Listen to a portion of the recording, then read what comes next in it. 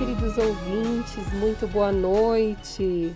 Boa noite para você que está acompanhando aqui a Vibe Mundial, a rádio que toca a sua vida. E você talvez nunca tenha ouvido esse programa nesse horário, justamente porque esse programa geralmente vai ao ar às 11h30 no sábado, né? E eu te convido para acompanhar, né, todos os programas que já aconteceram aqui, que ficam salvos lá no nosso canal, né, José? Sim, horário de Brasília, 20h31 da sexta-feira, dia 28. Mas é um prazer estar aqui com vocês. E hoje nós vamos conversar sobre um assunto super legal. Estamos recebendo também aqui nos estúdios a Vibe a Alice. Obrigada, Alice, pela sua participação. Obrigada. Procrastinou, mas veio, né? Pois é, a gente estava conversando, inclusive no caminho para cá, né, sobre que o programa seria sobre procrastinação, e a Alice procrastinou muito para comparecer aqui aos estúdios, dar aqui a sua contribuição.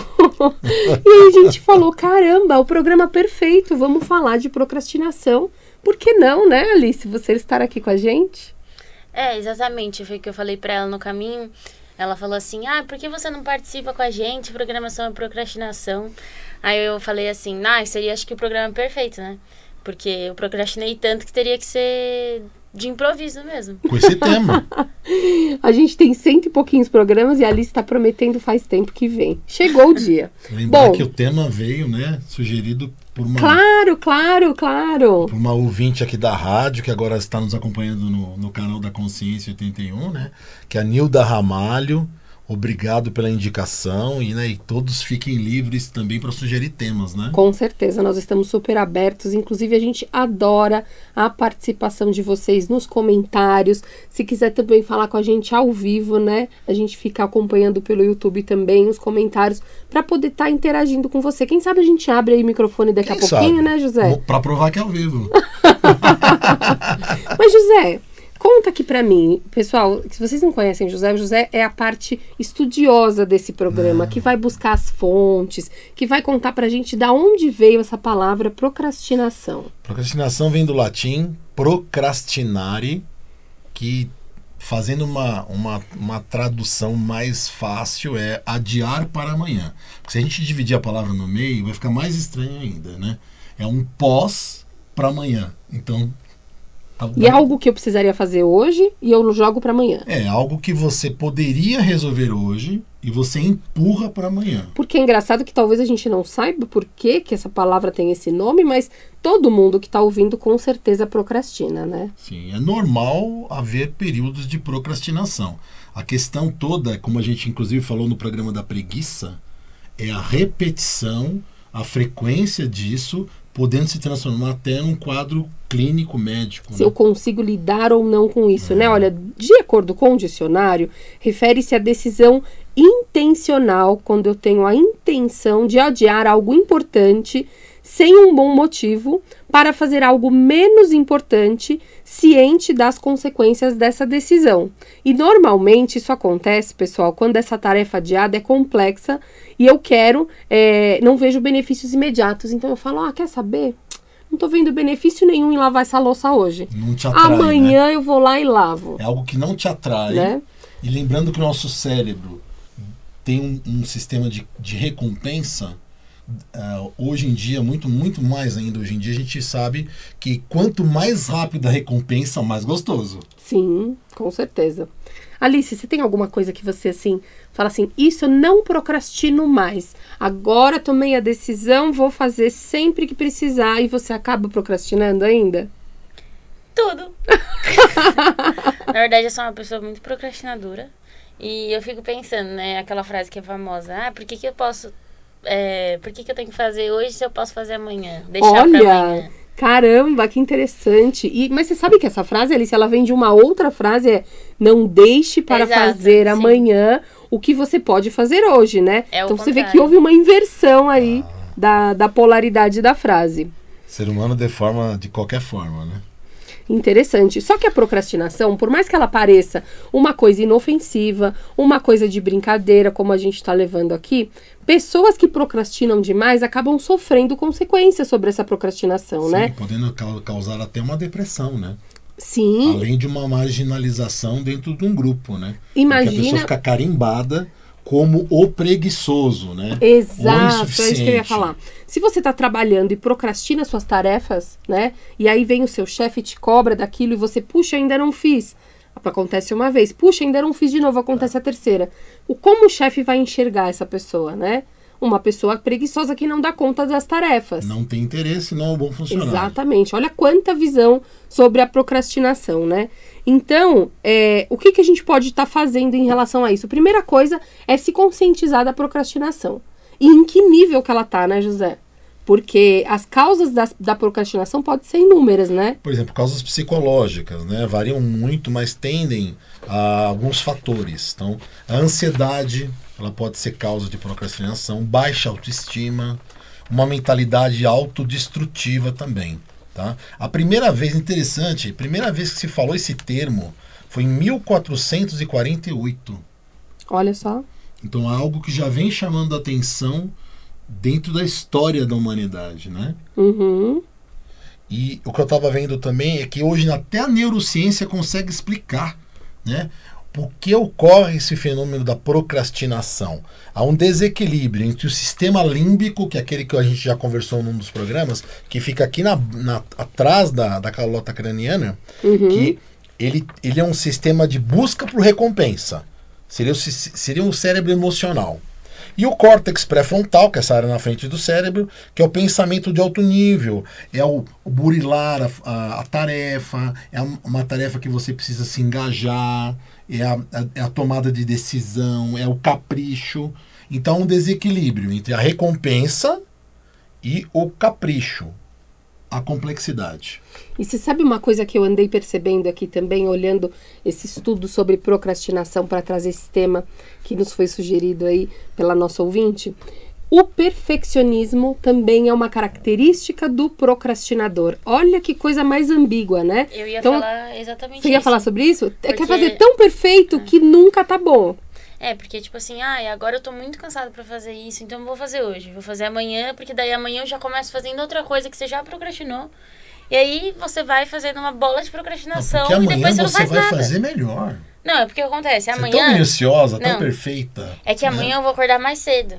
E aí amanhã eu vou começar as coisas cedo. Só que daí o que acontece? Eu acabo acordando tarde. Aí eu já procrastinei aquela ideia. E aí nada flui, né? Não, isso é uma coisa muito interessante. A Nilda tá ao vivo. Ah, Nilda, que legal que você está nos acompanhando. Que legal. Tá vendo, gente? Funciona. A Nilda pediu, o tema tá aqui. A Alice trouxe uma coisa muito interessante do procrastinador, que é amanhã, né? Amanhã vai ser um dia melhor para fazer do que hoje, né? Então, assim, eu não me sinto pronta hoje. Né? Isso é uma característica do perfeccionismo. Sim. Porque tem aquela frase também, já que a gente está usando essas frases super legais, que é melhor feito do que bem feito. Quem já ouviu essa, né? Só que o perfeccionista, ele não quer o melhor feito, ele quer só o perfeito. Então, enquanto o perfeccionista não atinge o nível de exigência... Ele não entrega. Que ele quer... Ele não entrega nada. E vai procrastinando, e vai procrastinando, e vai procrastinando. Só que aí não tem entrega nenhuma, né? Não tem obra. Imagina Michelangelo procrastinando a pintura. Não teria capela, né? Não teria. Então, assim, olhar para esse nosso perfeccionismo também vai fazer a gente procrastinar menos. Tem três subtipos principais de procrastinadores, tá? O perfeccionista, foi falado, o procrastinador ocupado. Possui inúmeras tarefas em seu cotidiano, de forma que não consegue se organizar e nem dar conta de tudo. E o outro procrastinador é o feliz. Prefere sempre trabalhar sob pressão, entendendo que essa é a melhor maneira para desempenhar suas funções e conseguir os resultados. Olha que legal. Vamos falar desse procrastinador, que agora o lance aqui é falar a palavra, né? A gente vai ter que falar milhões de vezes essa palavra e vamos gaguejar, mas não tem problema. Vamos lá. O ocupado. Você sabe, José, que eu já ouvi uma história muito interessante sobre pessoas ocupadas? A pastora Sandra Alves trouxe uma vez uma visão sobre isso, que é assim: você quer uma coisa? Peça para quem está ocupado. Porque se você for pedir para aquele que está sempre descansando, está sempre com tempo vago, você pode ter certeza que ele vai dar um jeito de não fazer. Agora, se você pedir para a pessoa ocupada, né, que está acostumada a desempenhar tarefas, ela vai achar um tempinho ali na agenda dela e vai te ajudar no que você precisa. Mas a gente tá vendo aqui que o procrastinador ocupado é aquele que superlota a agenda. Então, assim, eu tenho 24 horas no meu dia e eu estabeleço funções ali, 24 funções, esquecendo que eu vou ter que dormir, esquecendo dos pormenores do meu dia, vou pegar um trânsito, vai furar um pneu, meu ônibus vai atrasar, né? Então, eu me programo de um jeito tão louco que é impossível de cumprir e eu vou ter que procrastinar algumas ações. Mas acho que esse procrastinador, que é o procrastinador que você fala que não é o ocupado, que é o procrastinador por pensar que amanhã é melhor, é o que exatamente pensa ao contrário desse ocupado. Porque o ocupado pensa assim, eu preciso cumprir todas as minhas funções, então eu preciso fazer isso agora. Se não for agora, não vai ter momento. Agora, o que não é ocupado, que é livre, eu tenho ainda mais 2 horas pra fazer. Quando der meia hora, eu faço. Alice tem até aquela frase, né? Eu quero chegar mais cedo pra me atrasar com calma, não é? Exatamente. Não, é acordar mais cedo pra me atrasar com calma. Acordar mais cedo pra me atrasar com calma. Dentre esse que a Alice falou, existe uma síndrome do estudante. Sério? Eles citam aqui que existe a síndrome do estudante. Então, a prova é mês que vem, eu vou deixar pra estudar a matéria na véspera, porque aí na véspera... Mas é uma... Não tem mais tempo para estar preparado. Mas é uma escolha inconsciente, né? Ou não. Fica a dúvida aí agora. Existem estágios da procrastinação. Então, o primeiro, né, é um Percebi exemplo. Que estou procrastinando. Aí eu quero identificar os estágios, José. Conta pra gente. Então, o primeiro é uma falsa segurança, ou seja... É isso que você falou, né? Eu tenho tempo. Eu tenho tempo e eu dou conta. Eu sei lidar com esse tempo. Quanto mais largo, mais fácil. Isso é fácil. Segundo, a preguiça. Terceiro, desculpas. Quarto, negação. E o quinto, desespero. Quando chega no desespero, que a água tá batendo mesmo no bumbum, aí ele ou chama alguém para ajudá-lo, né? Ou dá um jeito. Não, e o mais interessante de tudo é que quando chega na fase do desespero, a gente fala assim, nunca mais vou deixar isso acontecer. Aí vem as promessas. Né? Porque, olha, vamos até para Deus aqui nesse momento. Sim. Deus, me ajuda nessa, que eu prometo que isso não acontece mais. Nunca mais eu vou fazer igual. Muito interessante, né? E a gente viu que isso pode se tornando crônico, né, José? Porque a gente tá rindo, tá fazendo brincadeira aqui. Mas a procrastinação, ela pode se tornando crônica e tornar a vida dessa pessoa um tanto quanto total desajustada. Imagina esse estudante que tem lá, sei lá, são quantas matérias ali numa faculdade? 5, 6 de uma vez? Sim. E aí você deixa para fazer os trabalhos e estudar todas no último minutinho ali. É lógico que não vai dar, né? Tipo, eu conheço pessoas que às vezes deixaram para editar o trabalho no último dia, assim, né? Quem será, hein? Quem foi? Não sei, não posso falar. Não foi nada. Nenhum de nós aqui. E aí, faltava minutinhos e, tipo, aquele estresse todo. Então, assim, a pessoa que procrastina tende a viver num estresse muito alto. Porque faz exatamente esse caminho que o José disse aqui, né? Vai chegando no final, e aí nega que tá no final, e aí bate o desespero, e aí ela vive ali com o hormônio do estresse, que é o cortisol, né, José? Sempre lá em cima. O que também não ajuda no desempenho da tarefa, porque você precisaria ter um pouquinho mais de tempo aí para desempenhar com satisfatoriedade, né, o que você vai fazer. E inclusive tem uma autora americana que diz que o procrastinador, ele com o tempo, ele vai sofrendo de dores no cérebro, dores mentais, por culpa, insegurança, podendo chegar até dores físicas, tá?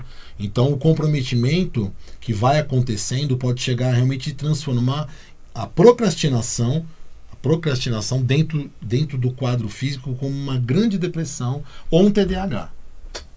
Olha só. E eu estava vendo aqui também que existem tipos diferentes de procrastinação. Então, por exemplo, quando eu procrastino coisas de manutenção, que é como a gente falou aqui, um lavar da louça, né? O lavar da roupa. Então, assim, eu sei que eu vou ficar com aquela minha roupa não vai estar disponível para o uso, então eu vou procrastinando, tenho outra, né? Então, eu não estou mantendo aquela coisa em circulação, né? Isso funciona com arrumar o carro, por exemplo, vou tirar as coisas do carro, aí hoje eu não tiro, né, José? Aí amanhã entram outras coisas. E aí eu vou pro limite, né, que é o desespero que a gente estava falando, quando o carro não cabe mais nada dentro, e aí eu sou obrigada a fazer esse trabalho todo de uma vez.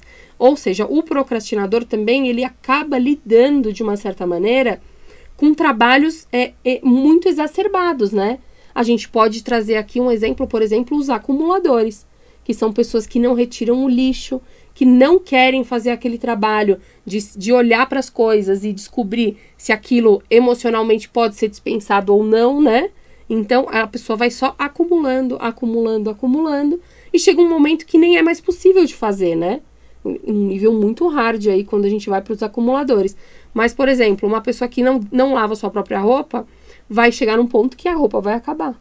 E aí ela vai ter que lavar aquele mundo de roupa, né? Quer dizer, algo que já não era tangível e não agradava, era uma atividade desagradável, que muitas vezes o procrastinador começa assim, né? Aquilo não o chama a atenção, aquilo não dá prazer. Então ele começa a encostar. Então chega um ponto que a coisa fica de uma maneira muito séria, porque tem várias coisas que ficam desagradáveis para se tocar, como um acumulador, né? Imagina, ele está dentro de um quarto que tem tudo parado e sujo. Quanto maior ele mais deixa coisas para trás, mais fica difícil dele romper com esse ciclo. Que dá para romper, né? Existe um passo a passo que dá para romper. E aí eu passei por tudo isso, José, agora eu quero começar a olhar para a procrastinação e sair dela. Eu quero... Por onde eu começo? Tem um beabá para a gente começar a olhar para a procrastinação? A gente sempre fala aqui que é autoconhecimento, né? Identificar o que está te fazendo mal e, a partir daí, procurar soluções para resolver essa questão. Mas existe um passo a passo a ser seguido, né, José? Tem. Você falou do autoconhecimento, né? Importante reconhecer que você está entrando nesse padrão, nesse arquétipo, né, do procrastinador. Segundo que eu ia falar, inclusive, dessa autora, a doutora Barbara Oakley, ela fala da técnica de Pomodoro. Então, o que ela faz? Divida o seu trabalho em blocos de tempo. Inclusive, o Saulo Calderon outro dia falando disso. Verdade. Né? Eu já utilizei essa técnica, porque quando eu estudava, assim, eu estudava várias horas, e eu procurava coisas para eu não acabar dispersando. Porque eu era uma pessoa que acabava saindo muito rápido dos temas. Tipo, eu olhava e eu já olhava o papel e falava, nossa, olha a cor do papel, que legal. Aí eu me perdia. E aí eu comecei a, tipo, ver uns estudos, falava que, tipo, pra você focar, pra você fazer isso e aquilo, sua atenção começa a desfocar ali nos 15 minutos que você tá de foco total. Então, eu vi essa técnica do Pomodoro, que é dividir o tempo 25 minutos. Em 25 minutos. E existia aplicativos de celular que utilizavam essa técnica. E era mais ou menos o seguinte, você estudava 25 minutos, parava 10 minutos, descansava. Mas aí você tinha que ter outro, você tinha que voltar e retornar, fazendo esse ciclo. Só que o problema do procrastinador é que ele pega esses 10 minutos e transforma em 15 milhões de segundos, né? Instagram, Facebook. Isso, a gente não pode deixar de dizer quantas vezes a gente pega um celular para uma informação importante, se distrai com um aplicativo, com uma notícia, com uma foto. É o programa, né? De foxificação. E acaba procrastinando a tarefa. Então, mas terceiro depois... ponto. Visualização positiva. Em vez de se concentrar no desconforto de uma tarefa, visualiza-se acabando aquilo, concluindo. Né? A neurociência mostra que essa visualização ela ativa áreas cerebrais em que a ação real se torna mais provável que seja executada. Quarto passo, ancoragem de hábitos. Associe uma tarefa que você tende a adiar com algo que você gosta. Então, ouvir a sua música favorita enquanto trabalha. Ou se recompensa com algo que você ama após concluir a tarefa. Reestruturação cognitiva. A forma como pensamos sobre uma tarefa pode determinar se a adiarmos ou não. Se vamos adiar ou não. Né? Então, isso é muito difícil. Passe para isso, é um desafio que estou pronto para enfrentar. 6. Estabelecer micrometas. Então, dividir uma grande tarefa em partes menores. Comemorar pequenos marcos ao longo desse caminho também pode ser um grande impulso motivacional. E o 7º passo, pelo que a gente levantou aqui dentro desse estudo, né? Ambiente de trabalho otimizado. Então, já que nosso ambiente pode influenciar nosso comportamento, certifica-se que seu espaço de trabalho seja livre de distrações. Isso não apenas minimiza a tentação de adiar, como também maximiza a eficiência quando você se concentra. De todas essas que o José falou, eu acho que é muito importante quando a gente vai desempenhar uma tarefa, a gente, às vezes, não se acha, né, preparado para finalizar ela. E a gente quer essa visualização da finalização, né, José? Inclusive, é um dos passos aqui. Mas se a gente pensar que para subir uma grande escada, a gente precisa ir aos passos, né? Então, ali eu tenho aquela montanha de louça para lavar. Eu olho tudo aquilo e eu falo, não quero, né? Não vou conseguir, eu quero o sofá, eu quero a série, eu quero outra coisa, eu não quero a louça. Você fala, peraí, deixa eu lavar essa daqui de cima. E lava a próxima, vai indo. Então, passos, né? Fazendo coisas devagar, tirando, como o José disse também, as distrações, né? Você vai, por exemplo, estudar, né, Alice, que você estava falando, você não vai deixar o aplicativo do Instagram ligado. Com certeza. E também falavam que, assim, é ruim, falam que algumas pessoas falam que é ruim estudar no quarto. Porque o quarto, a gente associa a um lugar de descanso. Então, a gente chega no quarto e já quer deitar na cama. Relaxar, né? Então, tipo assim, estudar deitado, falam que é péssimo. Essas questões. Mas também essa ideia da louça de fazer níveis... É como se você fizesse uma competição com você mesmo. Às vezes isso pode... que bacana isso. Fazer uma competição. Ou seja, eu vou lavar esses daqui até que tal pessoa chegue aqui em casa. Eu vou ter que atravessar... eu vou fazendo mini competições, né? Que legal. No caminho. Então, por exemplo, eu preciso... eu não quero ir a pé até lá. Mas eu tenho certeza que hoje eu vou chegar 2 minutos mais cedo. Aí eu faço uma competição comigo mesmo. Para que eu, tente não demorar tanto, para que eu tente fazer as coisas mais rápido. Eu vou estudar até essa página antes disso, daquilo. De tocar o alarme que eu coloquei dos 25 minutos. Tem até uma técnica também que alguns estudantes fazem, que aí é para um nível mais hard, né? Que eles colocam uma vela e falam assim, eu vou estudar até a vela apagar. E aí eles esperam toda a vela apagar e aí sim eles têm um tempo de descanso.